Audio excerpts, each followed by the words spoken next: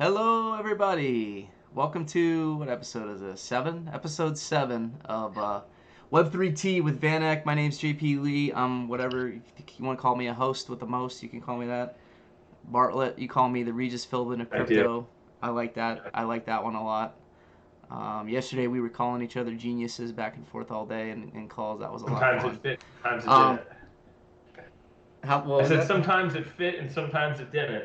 So Nice. Very excited to have Mo from Ledger. Once again, we are going fully international on this. I don't think we've had a call on one of these with anybody external who is in the U.S. Is that right, I Matt? think I I think mean, Ian was in only there. Siegel. Who is in the No, U.S.? I was What'd you going say, to say Mo? Siegel, but you said external. So yeah, I think you're right.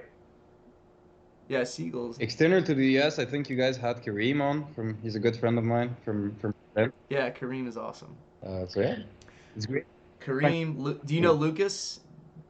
Do you know Lucas, Mr. Poa? Of course, Lucas Yeah. is a very good friend of mine as well. He's based in Paris. Uh, so yeah, you guys are going in for the best European That's right. team. The best that France has to Definitely. offer, apparently. And then we had what we had Rolf from Numomo. He dialed in from the airport in Singapore, so that was fun. So yeah, we're keeping the trend going. We're going outside the U.S. I don't know if it's something to say about the U.S. or if it's something to say about the world, but it is what it Something to is. say about So you. You Mo, guys are you guys are obviously thanks a lot for having me, and I think it's amazing to see established name such a Van Eck understand the digital assets and really get into the NFT world and talk to the different builders in the space and try to be a contributor to the space. So yeah, it says more about you than it says something about us. So it's a big honor for me to be here. big honor for us to have you. I mean, I don't know what else to say. I don't know if we can grease these wheels anymore. I think they're pretty greased. Um, I don't know. We got a lot to talk about today. There's a lot going on right now, right? There's a lot going on in the markets and in crypto. The CPI number came out today, this morning, 8:30, and everything's sold off huge. Now it's coming back. I would like to hear later on, maybe Mo, like kind of what your thoughts on the broader market beyond like the ledger program and maybe NFT stuff. I don't know. I'm interested in that. But I think this is a very very timely topic because of what happened this week with Uniswap, the fake token that was dropped. Right now, I'm gonna outline it briefly what I kind of understand what happened, and then maybe Mo I'll kick it to you and see what you think. So earlier this week, late last week, if some Uniswap fake Uniswap tokens were like dropped in the wallets, and maybe you got an email too, but it's the classic. It gets sent to your wallet, and it's enticing you to click the link or interact with this smart contract that you think is coming from a reputable source. I mean, Uniswap's a huge name. If it was a real Uniswap link, we'd all be like, yes, we're clicking the link, we're gonna do it. But it wasn't real, right? And what 4,500 ETH were pulled out of different people's wallets, and that was this week, right? Like that happened this week, and I would argue that the people that happened to are not grandmas and grandpas. Do you guys hear a lot of background noise? I don't hear any back. Oh, it's probably my fan. Thank you, So Kang. Appreciate it. Is that better? Just a shout out if it's better. And Chad, if the volume's not good, that's what you're here for. Help me out. So the people who click these links, who are doing this, I would say they're not grandmas and grandpas. Like they're people who are doing this. They have wallets. Maybe they have NFT. They're in the mix, and they're still getting. I don't know if you want to call that hacked or scammed or phished or whatever, but it's still affecting these people who are doing the deal already. And so against that backdrop, I guess I'd want to say, what is Ledger doing about this? And what do you think about that? Like, how does that make you feel, Mo? Well, it makes me feel frustrated and sad, of course, to see people getting scammed. I think at Ledger, one of our core missions is to try as much as we can to secure the space. And the more we find solutions, the more scammers and hackers get creative. The more we need to get more creative and patch more things related to overall user experience, and not only the security of the private keys. So, to answer your question, Ledger, is a security company that initially is a hardware security company, but now is becoming much more than that. The Ledger ecosystem is expanding, and we're thinking about the overall ecosystem and the overall user experience that people have in this ecosystem. Because people obviously want to secure their private keys, but they don't just hodl, right? People buy, sell, lend, stake, sign transactions, on-ramp, off-ramp, mint NFTs, distribute NFTs, deploy smart contracts. So there's a lot of things that are happening in the space. And, the Ledger ecosystem is doing, as a Ledger people in the company, we're doing as much as we can to secure this overall experience from end to end. So obviously, to come back to your point about that Uniswap phishing scam, it's very, very hard for people to be able to detect all of the red flags. Back in the day, it was all about getting your 24 words extracted from you. And, you'd get an email or, some sort of an SMS message or whatever telling you that your account just got compromised, and the only way for you to restore that account is to input your 24 words magically to get your private keys back. And obviously, for the people listening to us, never, ever, ever share your 24 words with anyone. They're only meant to be kept offline, secured offline, and for your eyes only. And then, people started learning with, the collective effort of everyone that's working in the space, not to share the 24 words. Then the scammers started getting more creative. They started having what we call blind signing attacks or scams. And these were some sort of like fake drops or fake mints, or that would be a mix of phishing plus impersonation to get you to land on a certain web page and sign a transaction thinking that you would get an NFT or get an airdrop, but the smart contract would actually be taking an asset away from you. And what we're currently seeing now with Uniswap is just a higher grade of complexity from this. They're actually sending you a message, on the blockchain that tells you to actually, click a certain link and then sign a transaction. And since this practice, is I would say much more prevalent in the NFT space, I guess the DeFi people tend to forget about the fact that blind signing scams also exist within this realms. And this is what happened. And I think, education is a huge part of the solution, but also information. And the difference between education and information for me is that education is about what you learn and your ability to detect the red flags, and information is about the information that's displayed to you during your experience. So whether you are able to verify in the trusted display of your hardware wallet what exactly is going to happen after that signature, or on your computer screen, etc. But we can get more into that. But this Sunday, JP and I had a meeting with another project founder. I asked him, and by the way, I'm going to butcher these numbers probably, but I had seen stats where it was like 500,000 total wallets that have purchased an NFT, or 250,000 wallets that are active and trading NFTs. And this is a project that's trying to onboard. I mean, ultimately, they want millions of users for a play to earn type of game. And I said, how are we going to go 10x on active wallets? And his answer, and I think it's a good answer, was through clubs, memberships, having folks that share have shared interest in a topic, boat clubs or poker clubs or whatever it is. But I come back to kind of where you left off, which is education.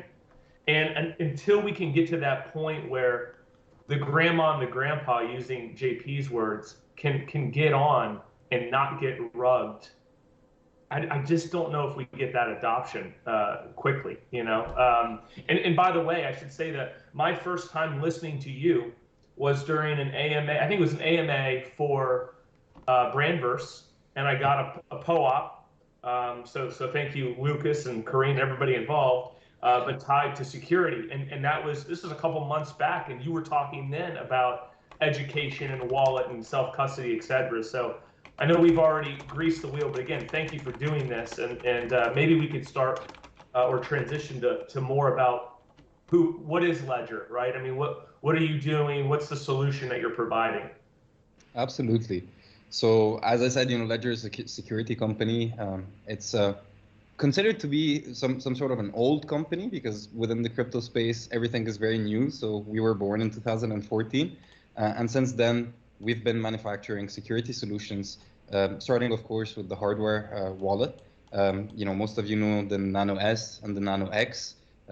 We've recently launched the Ledger Nano S Plus.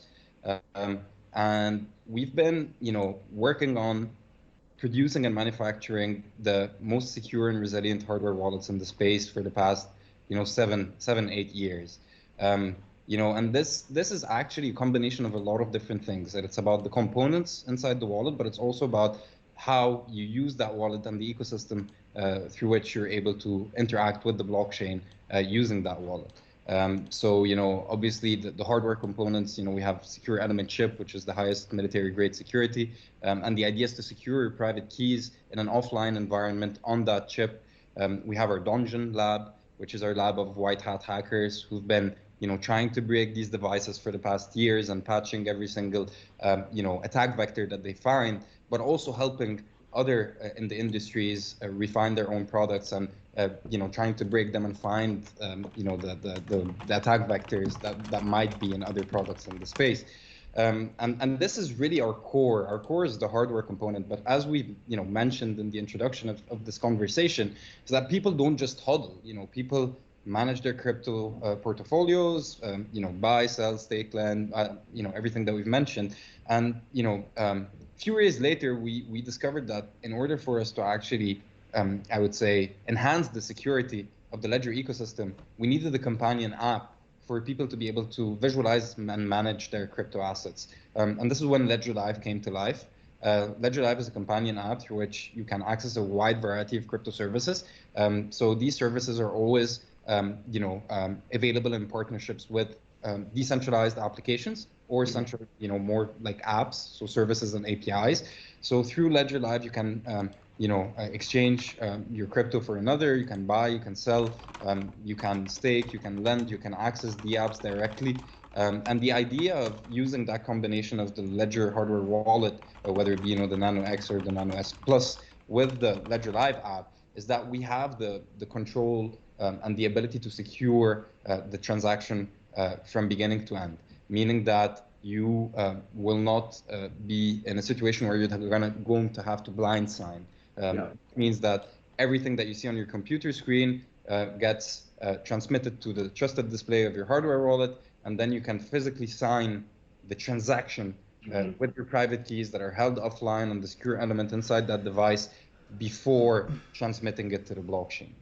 But then, obviously people, this is like the majority or the big chunk, I would say, of the Web3 experience, but it's really not enough because people still want to access other DApps that we don't have available in Ledger Live. They want to access them and clear sign the transactions that they initiate on these different decentralized applications. So we've announced Ledger Connect, which is a browser extension that people can use, and it's actually the beta version of Ledger Connect is coming out soon.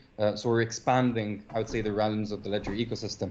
Also, people want to on-ramp and off-ramp, so we have the Ledger Card that we announced in December of last year, and that we're rolling out in the UK, currently rolling out in the UK. And we've recently announced Ledger Market, which will be the first secure distribution platform for NFT creators. And obviously, security would then expand to the smart contract component and the distribution aspect of being a creator and wanting to deploy your contract, mint your NFTs, and distribute them within a secure ecosystem. So this is all, most of what we've been up to. And obviously, the Ledger company has grew so much in the past year. And our mission, I would say, is really to try and secure that ecosystem. Back to your point, make sure that the grandmas and the grandpas and all of the family members can join that space and navigate it securely.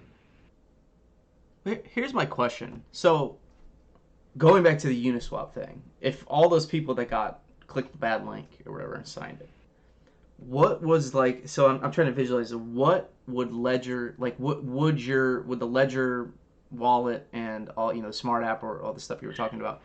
How would that have prevented that from happening? Because I've done a bunch of NFT transactions. I've done, some Uniswaps. I've done a bunch of stuff on there, right? So like I kind of understand there's a transaction thing.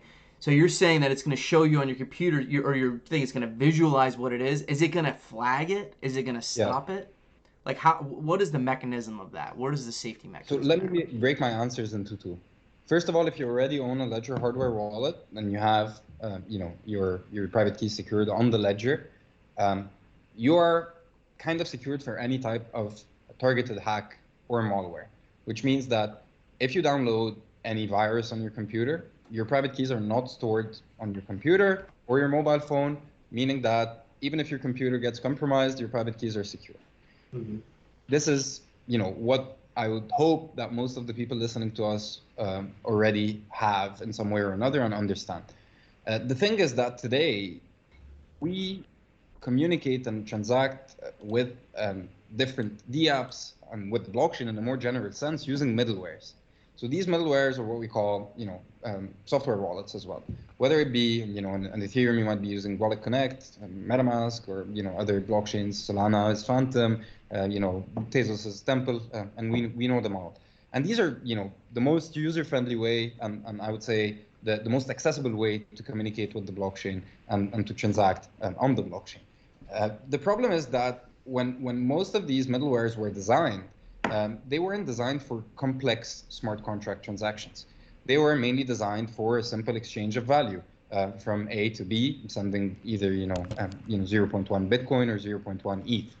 The thing is that when it came down to complex smart contract transactions, um, the middlewares were not equipped with the plugins necessary to translate smart contract data into human readable language. Right. Which meant that we were in a situation where we were signing based on trust, which is ironic because the whole point of the blockchain is to be a trustless way of exchanging value.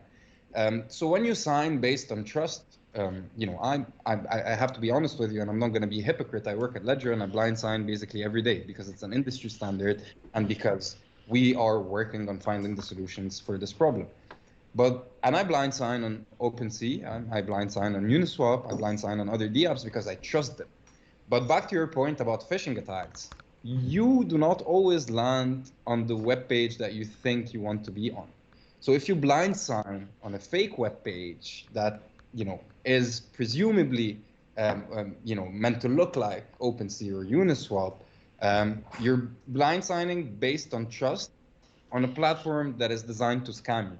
So you will be signing a transaction without knowing the details of that smart contract, and you think you're minting a token or you think you're buying an NFT, but at the end of the day, you're actually giving your assets away unwillingly, but actively. So to come back to your question about how would have Ledger been able to prevent that Uniswap phishing attack? Ledger on its own, without the ecosystem, wouldn't be able to do so because we don't have that middleware layer. The only ability for Ledger to have been able to prevent that is by providing, you remember at the beginning of the conversation, I said there's this conflation of education and information. If you're educated enough, you'd understand that you need to be looking at the smart contract function on that middleware and that to understand that if it's a set approval for all or safe transfer from, that function is not meant to give you an asset, it's meant to take an asset away. But this level of information is not enough, and we cannot expect people to be looking at the smart contract functions and doing all of that. So at Ledger, we have two solutions. We're taking that inside the Ledger ecosystem through Ledger Live. So if that attack would have happened through Paraswap, for instance, that we have on Ledger Live, or through any of the other DeFi partners that have built their own DApps on top of our application layer in Ledger Live, your trusted display on that wallet would have told you exactly what that smart contract is trying to do. So it would have told you, hey, John, are you sure you want to sign that transaction? Because actually it's taking away from you this token and not giving you, what you. So that's the thing. Like I'm not a computer programmer, right? Like, and so it's gonna translate what the smart contract function is and display it to you in a way that it's readable and understandable, and then you can make that 100%. decision, right? You got it. That's very interesting, and I wish I'm gonna spill the beans here. I wish I had this I wish I had my Ledger wallet up and running about a month ago because it was a Sunday. It was a Sunday afternoon, and I was on Twitter, and there was an NFT series that came out called "We're All Gonna Die," and it was right after the Goblins came out. I don't know if you know about the Goblins, and Goblins came out free, and they were like kind of they're like, let's call it what it is, like goofy, like irreverent, kind of stupid. And this we're all gonna die thing came out right after, and it was kind of trying to do the same thing. And I was like, man, I wish I had one. I didn't have any ETH, and I was like, I'm not gonna buy any. I'm just gonna. And then somebody followed me on Twitter, and then I followed them back, and it was like the official account. It looked just like their account. It had 15, 16,000 followers. It wasn't like 100 person, and they had the same logo and the same type font. It's like goofy type font. And then at the top, on their top post was like, we're doing another free mint because there were so many issues with the last mint. So here's the link, right? So I click the link, and the website looks, the art is the same, et cetera, et cetera. And I click the thing, and do you want to do it? You want to sign in? I'm on my phone. I was like, yeah, dude. I'm like, because you're like in this FOMO state where you're like, yeah, I want it, and it was like, and on the website it said 30, it said like 29 left, and I was like, boom, boom, boom, boom, boom, come on, and then it didn't, nothing happened, right? Like it didn't complete a transaction. So then I kind of realized, I was like, oh crap, this isn't good. So then I go through the process of like, long story short, my two prized NFTs were gone immediately. Like immediately. I had a brain and I had a party bear that were like my favorite NFTs, my first NFTs, and they were just gone. And luckily these other projects I have had a much lower floor, but I had some good ones in there. They didn't take the good ones of those. But it was and I was calling Bartlett at the time too. So Bartlett gets on the phone and he's sending me ETH so we can like transfer it out to a new wallet and stuff. But it was scary. And I felt like, you read these stories about like people who go through like scams or something, like people, get stolen from. It really affects you psychologically. First of all, I'm so sorry to hear that. And, it's obviously traumatizing, and you beat yourself really hard after that happens, because you always feel that it was 100% your responsibility, and part of it is, but another part of it is that the technology is very nascent, and how would you have known? Like, there's, as I said, the scammers are getting more and more creative. As a I would say standard user, not an expert of NFT security and blockchain, you're not you shouldn't be aware of all of these different scams and techniques, and obviously the objective is that long term these different, I would say, threats would be prevented in a way that's much more user friendly.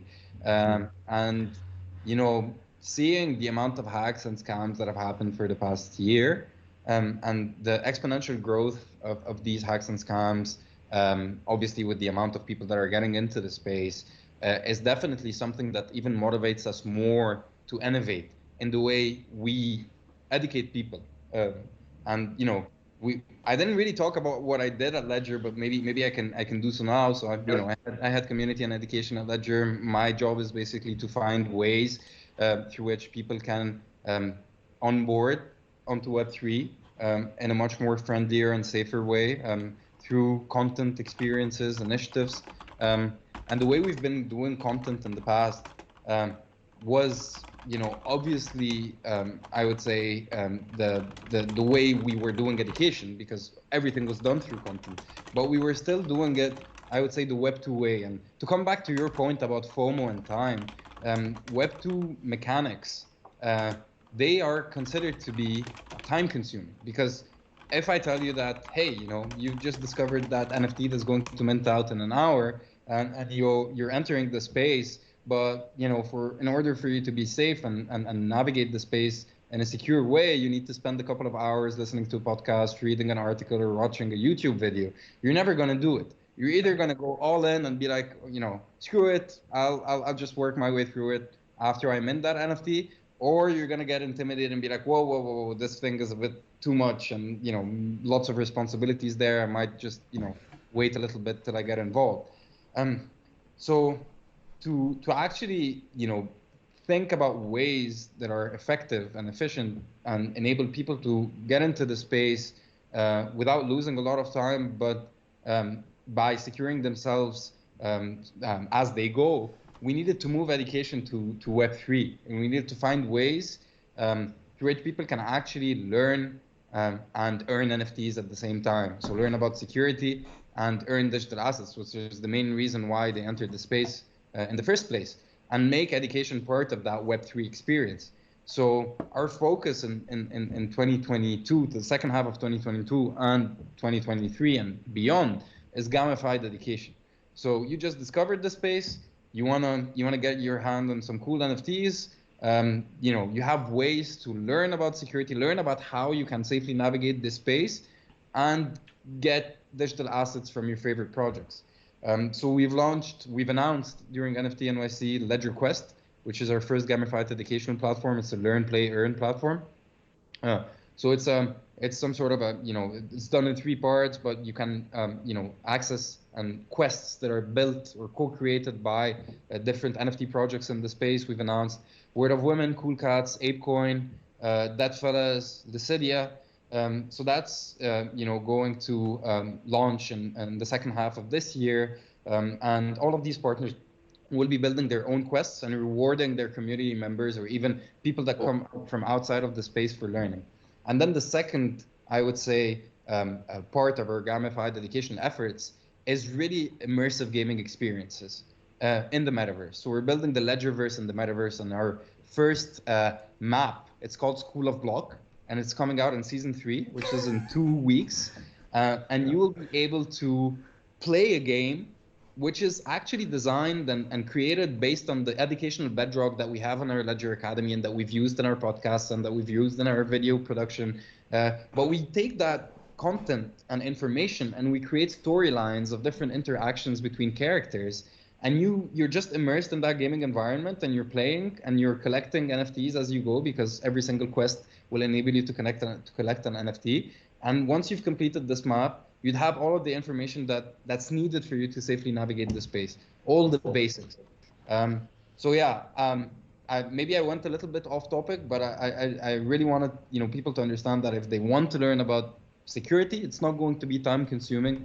It's actually going to be time efficient and rewarding and cool and experiential. So I think through innovative ways to try to communicate what we do, we can try and reduce the percentage of people getting hacked and scammed every day. How long will it take me to play the game and graduate NFT school or Web3 school, right?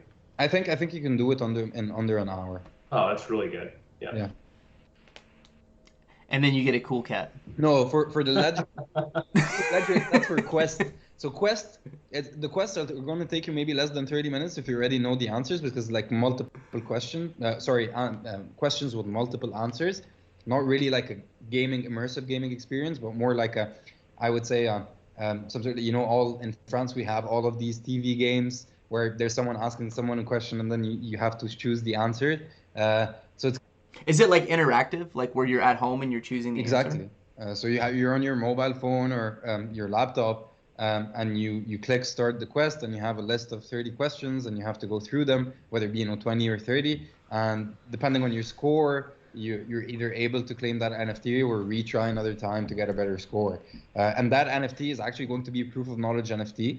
So the function of the NFT is to actually prove your knowledge, and they're pretty cool. The design is pretty cool, but the form of the NFT, it could be anything. So it could be an artwork, it could be a metaverse wearable, it could be a collectible, and we can embed perks in that NFT. So we can start saying, hey, we're having that event next week in the metaverse or even IRL, and it's only going to be accessible to the people that have done their homework and through that quest to understand exactly how they can safely navigate the space. So we take education from somewhere where it's time consuming, intimidating, deterrent, to another place where it becomes some sort of a combination between knowledge, entertainment, and self-expression. Because if I'm wearing that metaverse wearable that says that I've done like the Cool Cats quest or the ApeCoin quest, and I'm walking around the sandbox and I find another, avatar wearing that same wearable, I'm going to connect with them. I'm going to be like, we're part of the same hood. We understand that security is important.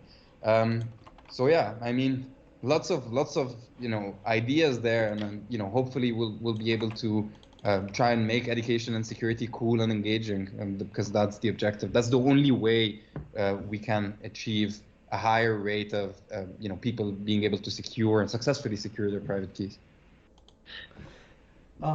I got a lot. This is. I'm like going like this right now. I got a lot of different things. Matt, do you want to? Do you have anything to ask before I go? I mean, okay. Well, this isn't a subtle transition, but you earlier mentioned the market pass, the Ledger market pass. I saw this for the first time maybe this week, just highlighted on Twitter. Could you maybe just talk really high level to what that is, kind of what's coming, so we have an understanding? Absolutely. So the Ledger Market Pass is the pass that will happen on Ledger Market, and the pass itself will enable the users to actually become a member of this community, so the overall Ledger community, and there will be a lot of perks associated to that pass in the future. The first one being the ability to claim a black on black Nano special edition that is a much more premium product than the ones we've produced and now, because we tried to go further in the design and in the material that we use for that product. And people can actually register to the allow list. So if you want to register to the Ledger Market Pass allow list to be able to access that drop that will be happening at the end of this month, you can go to Ledger's Twitter page and the tweet is pinned there, or you can go directly to the Ledger Market website. And if I'm not mistaken, let me check again the Ledger Market website. And to those watching right now, you do have to give JP and I 5 minutes after this to let us do it first, because I want to make sure I get one of these black on black versions. So don't front run us, okay? So it's actually market.ledger.com. Okay. Let's come up for air for a second, and because we got huge amount of people in the chat right now, 10, and I want to give these guys a chance to win an NFT because they've been here for 30 minutes, and then we'll get back to the meat and potatoes of this. So, you had a trivia question there, Mo, didn't you? Well, we worked out one before we started. I think it's got to be balanced. So, where is Ledger based? How specific do they have to be? I mean, to the country. Okay, to the country. Where is Ledger based? And the first person to email us correctly at NFT. Oh, no, they could just throw it in the chat. They can just throw it in the chat. Yeah, we got the YouTube up. They can just throw it in the chat. Where is Ledger based? Yeah, there was a bunch of questions I have. First of all, in the U.S., Netflix came out with, like, do you remember those books where it was like choose your own adventure? Where you start the book and there's like 10 different endings, and then you say, do you go down the hall or do you go down the, whatever, right?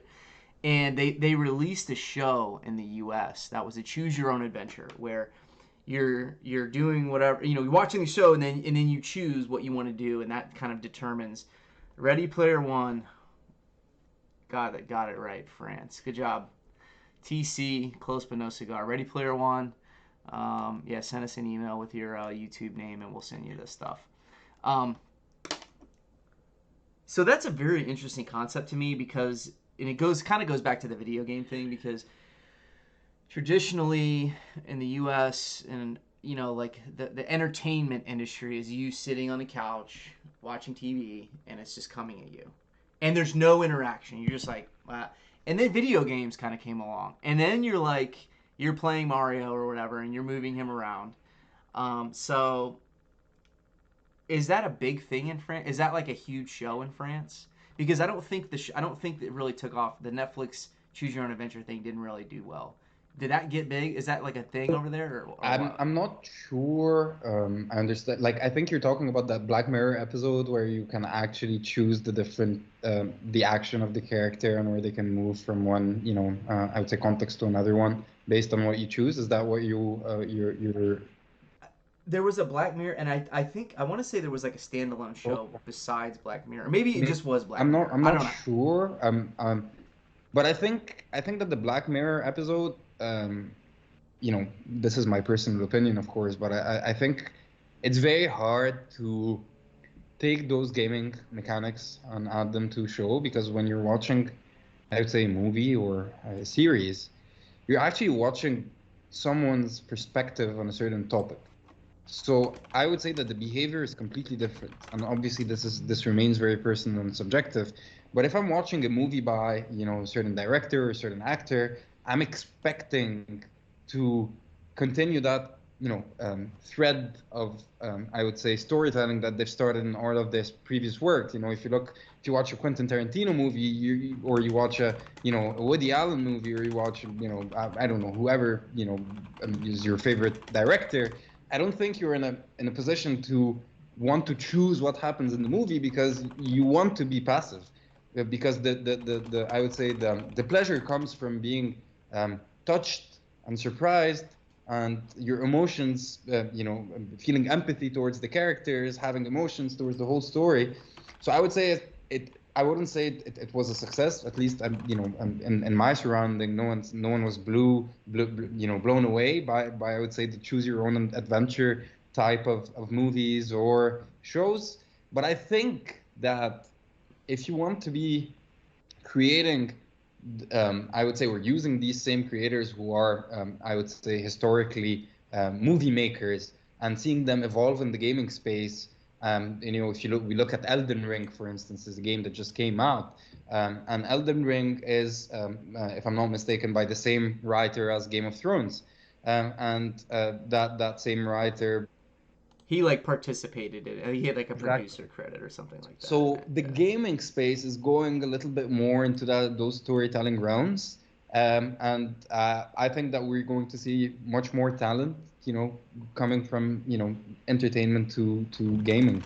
Yeah, I think The question I was asking was the show that you were saying where people watch the show and then they're doing it live. Like, is that a big show in France? Black Mirror was a big show. I think a lot of people watched that episode, but I don't think it was the most successful one. It's not something that was, I would say, talked about for a very long time. So, yeah, Over to you, Matt. maybe just going back to self-custody best practices. This might be overkill, but this is kind of how I think about my own setup. I think folks in general, and this isn't the gospel, obviously. I think folks should have 4 wallets. I think one should be your bank vault, where the bulk of your assets are stored. That should be a cold wallet, definitely. I think you should have another wallet for marketplaces, where it's only OpenSea, LooksRare, etc. You know who you're transacting with, and again, when we talk about having some trust on these blind signing, you kind of have an understanding of what's happening. And then have a DGen wallet for speculative mints, like the one that JP mentioned, right? And keep it in there. You mint it, keep it in there for a little while. Maybe you learn about the team 4 months later, you can move it to a safer spot. And then the bigger one that I think gets overlooked as well is kind of that emergency wallet with a little bit of gas money inside that you hope you never have to use. But should you click on a malicious link and you're watching your wallet get drained, you can quickly send somebody, start to transfer stuff out. If that, and the last thing you want to do is while you're being drained, it's like, oh, I got to create a new wallet, write my seed words down. No, just get in there, transfer it out, save what you could save, right? That's my own thinking about it, right? But what are some other ways to think about your self-custody best practices? I mean, it's a great question and a great point. And you brought up, asset segregation is obviously a very, very important, I would say, security framework. But from the way you've described it, I sense that you have 4 different seed phrases. Is that correct? Yes. So obviously, this is a personal choice. I have I use the same framework as yours, but I only have 1 seed phrase. Because if you have 4 different seed phrases, it complicates the way, I secure seed phrase. It really complicates it. Yeah. And sometimes you can confuse 1 seed phrase for another. If you lose one, it's not always, I would say, the most practical way. I think the magic of, I would say, this invention of public and private key cryptography is that a private key can generate an infinite number of accounts, and that the security of these accounts are independent from one another. I think the only, I would say, common attack vectors would be the security of the private key. So if you lose your 24-word seed phrase, or if someone gets their hand on your PIN code, then that private key becomes compromised. But if you're only worried about blind signing or phishing attacks or malware, having that private key secured in your ledger would enable you to generate an infinite number of different accounts. And some of these accounts can be 100% cold, meaning that they've never been used to interact with the blockchain in any way, whether it be to sign a transaction or to authenticate ownership of digital assets. Some of them can be, another account can only be used for marketplaces. Another one can be, as you've said, your DGen account that is mainly used to mint, I would say, unknown, mint NFTs from unknown projects. And if you ever find yourself in a situation where one of these accounts is compromised, you can always, be sure that your other assets that are held in these different accounts are, secured, because your private key hasn't been compromised. You've just signed the transaction using a certain account that actually compromised the assets that are held within that account. So, to answer your question, asset segregation is obviously, a very, very, very important framework. Another one I would say is try to educate yourself about the smart contract functions. And we've mentioned that previously in the conversation. But if you are minting a certain NFT, you're always going to have your MetaMask or whatever middleware you're using pop up. And at the top left-hand side, you will have the smart contract function itself. So there are a few red flags that you need to look out for. As we've said, the safe transfer from, that name says it, safe transfer from, not to. So it means that it's taking something away from your wallet.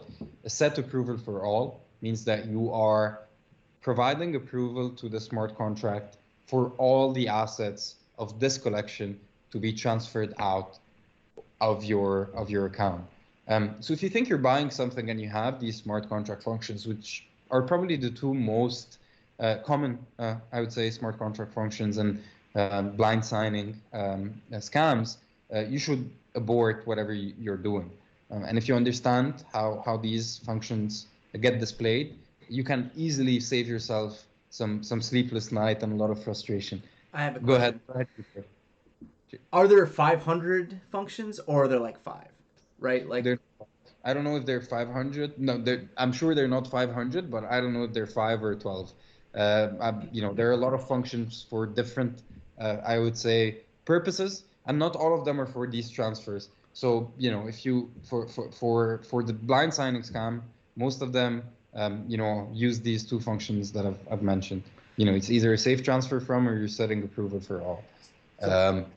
We got a bunch of decent questions here in the chat. I kind of want to run through them real quick. Oh, Bartlett's got a follow-up. Bartlett, why don't you? All right. So clearly you think my structure is overkill. You'll be happy to know, though, for each of those private keys, I have a hard wallet from Ledger. So I've got like 5 or 6 Ledger wallets hidden around the world.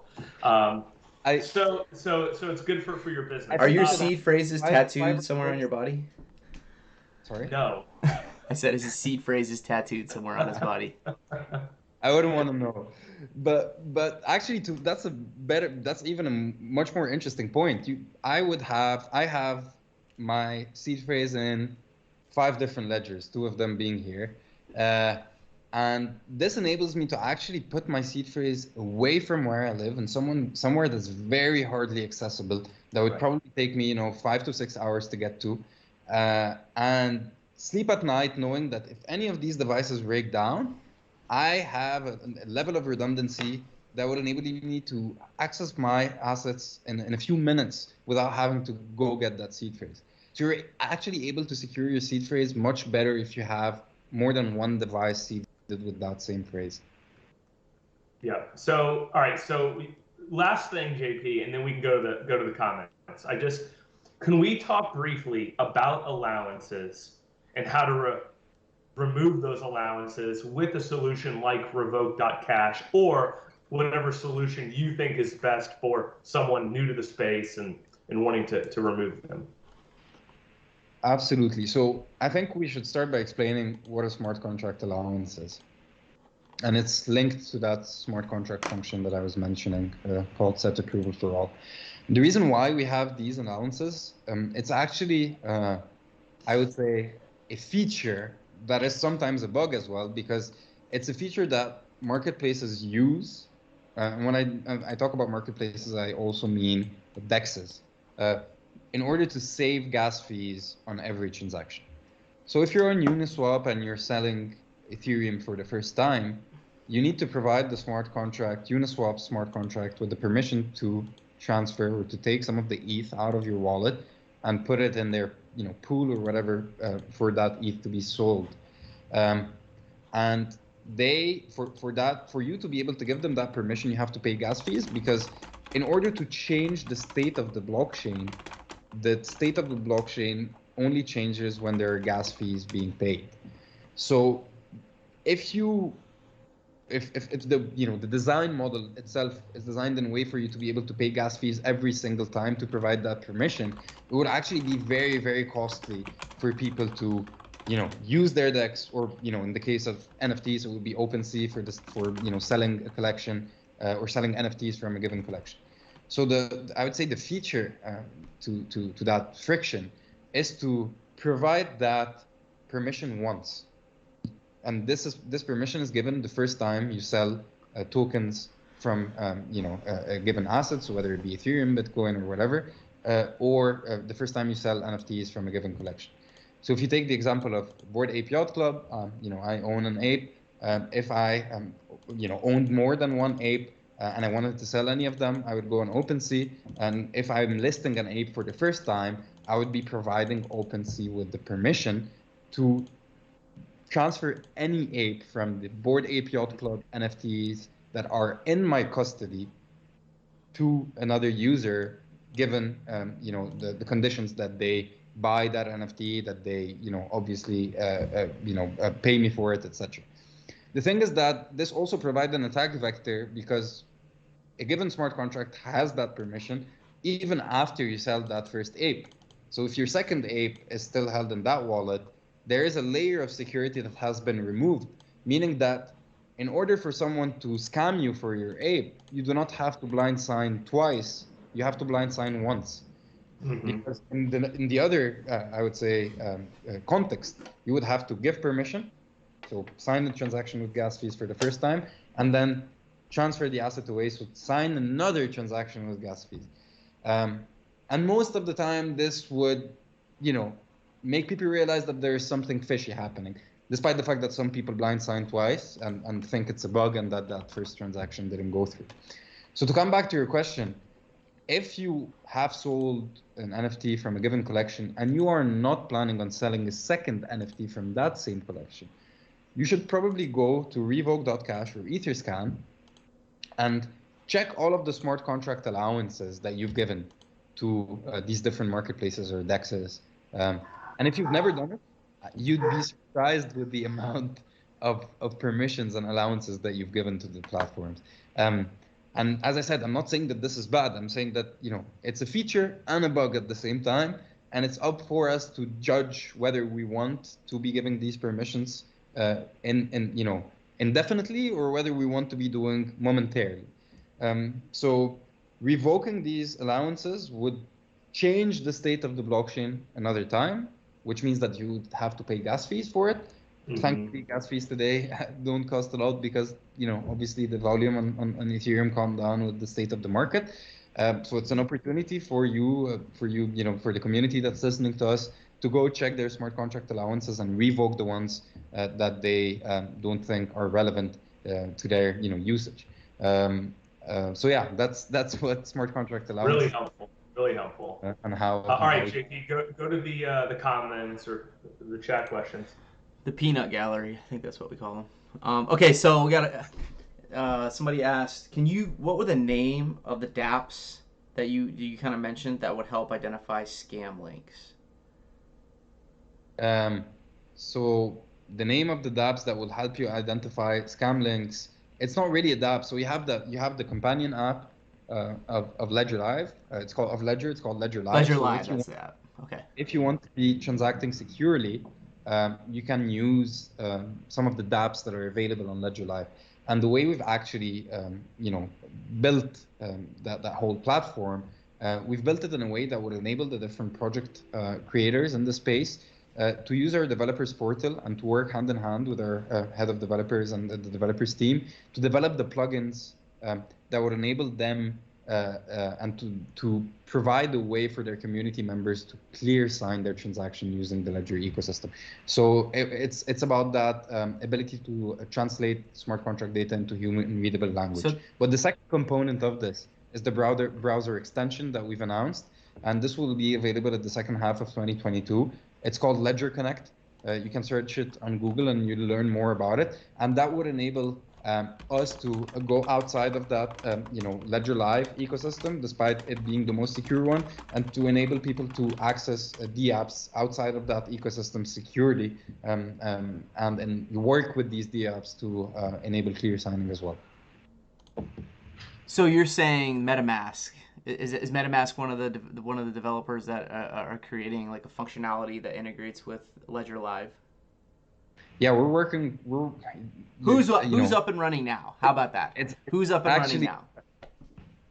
So for Ledger Live, the DApps that you have on Ledger Live, they range from everything, NFTs to DeFi, to APIs, like Wire and other services.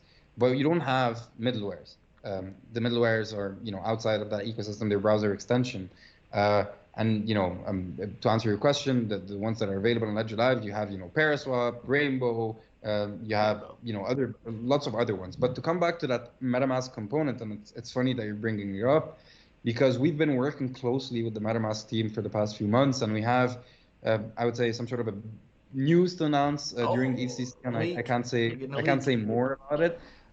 We're Web3 is about collaborating with everyone in the space, and the people at Consensus and the people that are leading all of these amazing projects that are kind of driving that Web3 space understand the importance of security, and it's only by all of us working together to find solutions to these problems that we can collectively thrive. So we all understand that, and we're trying as much as we can to work together to make the space more safe.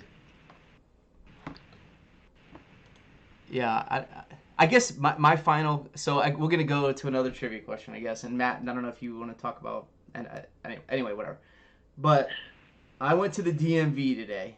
To get a new driver's license, and we're talking about things that are technical, require learning, expertise. Even if you gamify the stuff, it's only going to be a certain segment of the population that's going to be interested and engaged and want to learn. So when you go to I've never been to the DMV in New York, and when you go, I go to the website and there's a list. You need to do this. You need to bring a pen because they're not letting you use the pens because of COVID. You need to bring a pen. You need to have this document. You need to have this document. You need to have this document. You need to have all this stuff. So I get there and there's a line out the doors, like 20 people outside. Make an appointment. That's another thing. None of them have appointments. None of them have pens. I go in, and so they're like, the security guard is a cop with a gun. He's like a cop. He's like, you're not. So I walk up to the thing and I hear him yelling, "You're not getting in without a pen. You're not getting in without a pen. If you want a pen, you're gonna have to pay 75 cents, whatever." So then I go inside, and it's like, I'm at the desk. I'm getting my license. It takes like 15 minutes, and there was person after person after person. Did you bring your birth certificate? Did you bring your social? Did you bring your address? No, you got. They were just turning people away over, and it's like, so I'm just like concerned about the ability of the general population of the human race to be able to adopt something that's going to require anything that is above put your shoes on before you come into the office, or you're going to get fired. Right? Like the lowest common denominator, it's scary. And I'm not trying to be mean or act like I'm some kind of genius, because I'm not, but I have an ability to bring a pen. It's like in red. Okay, I brought a pen, Like that scares me, and I don't know if I don't think there's anything to say beyond it. But it's just like this whole conversation. Not only am I worried about my mom, getting on crypto, I'm worried about like somebody that doesn't bring the pen to the DMV or doesn't bring their birth certificate when you need it. So I'm Part of the scared. test to operate a motor vehicle, Exactly, Yeah. and then maybe they're trying to like keep people from driving who can't follow simple directions, and maybe that's But I think crypto is actually a solution to that. It's not. It doesn't add a layer of complexity. If you think about it, we talk a lot about super apps these days, about the apps that integrate different services within one ecosystem. WeChat being one in Asia, and I think this is a super hardware. It's super Web2 hardware because I can call someone, I can communicate, I can take pictures, I can create music, I can do a lot of different things with the apps that are available within this ecosystem. And this Web2 hardware was designed, it's a super Web2 hardware that's designed for the Internet of Information, but it wasn't designed for the Internet of Value. And the Internet of Value is about owning tokens and owning digital assets. And we're talking about your birth certificate and your physical identity and your obviously value, and NFTs will become tickets and they will become club memberships and all of that. And the future of Web3 hardware is securing that value. And I believe that tomorrow we will have a super Web3 hardware that will be your wallet. It could be your phone at the same time. It could be securing your digital assets and your birth certificate and all of these documents and all of everything that you'd have to use on your daily basis would be in a hardware. And you shouldn't worry about forgetting everything because everything is going to be here. So it's a Palm Trio with the pen and all of your personal information. I like that. Here's my final takeaway. I'll stop talking about DMV. Sounds like I'm a half glass empty kind of guy, and you're a half glass full kind of guy, which is fine. We need both of those people to make the world go around.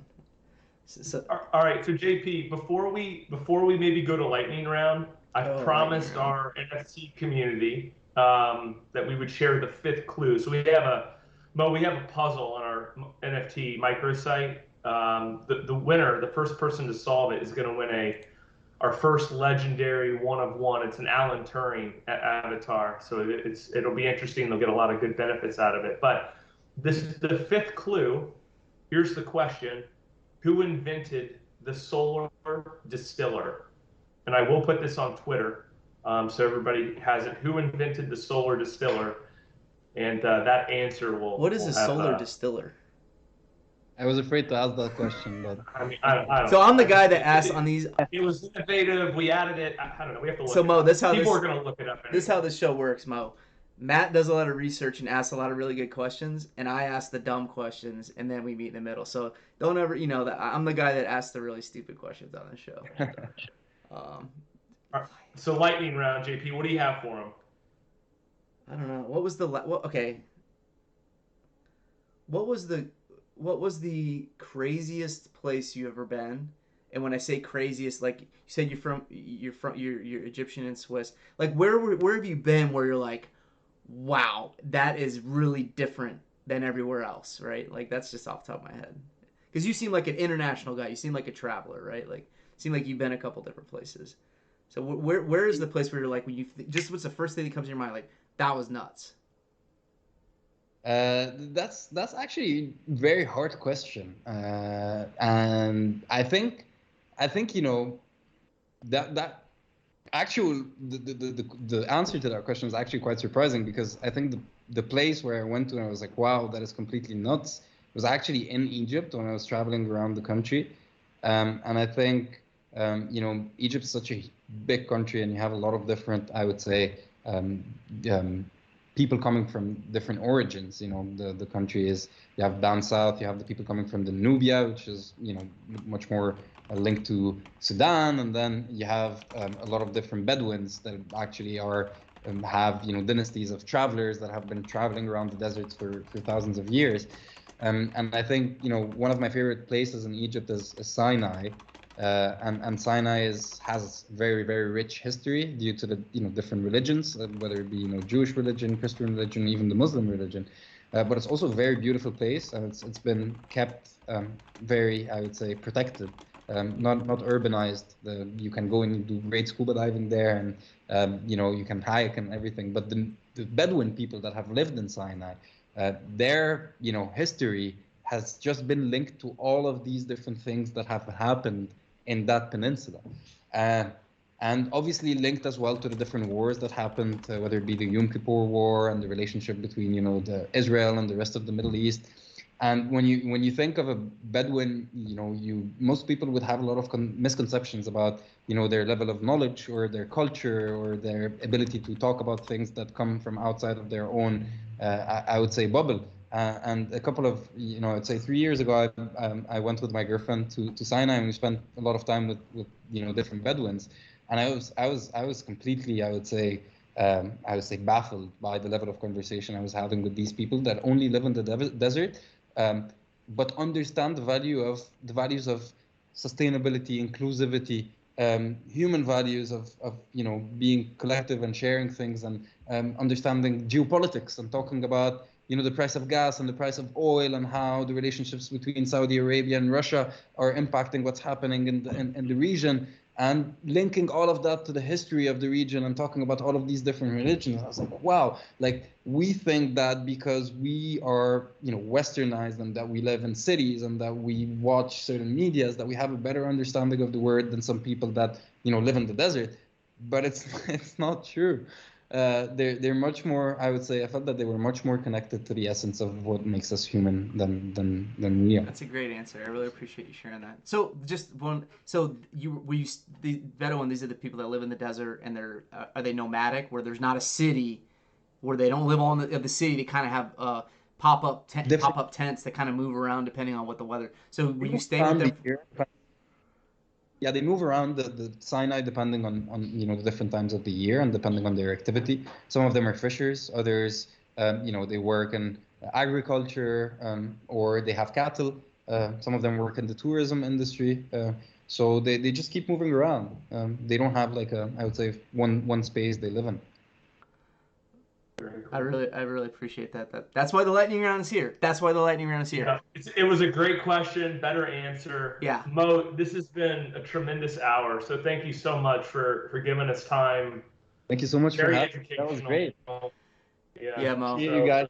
Thanks again. We'll get some more We'll get some more views on this bad boy once it's live. So whatever. We haven't. This is what, episode 7. So we'll get some more views on here. We'll retweet it and stuff like that and get people to watch. But I really appreciate you coming on. I had a great time talking to them. I need to buy a wallet. I mean, I'm still.